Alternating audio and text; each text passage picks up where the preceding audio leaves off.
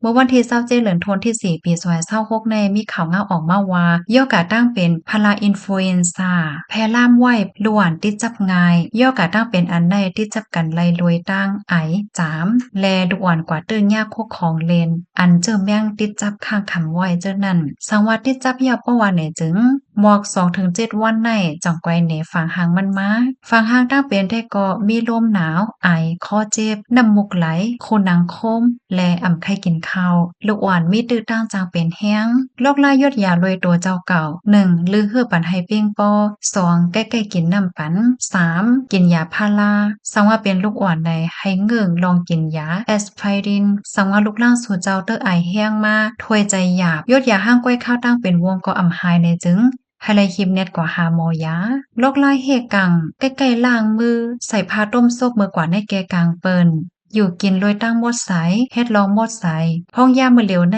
ยังเป็นมียารักษากำซื้อแลไปมียาเฮกังมันกาได้เลยลุ่มลาดด้วยถึงยดยากว่าจ้อมฝางหางตั้งเป็นก้อยข้อมูลตอนในคาลิปีมาที่ชอบเด็ก .com ต่างไว้ค่ะออ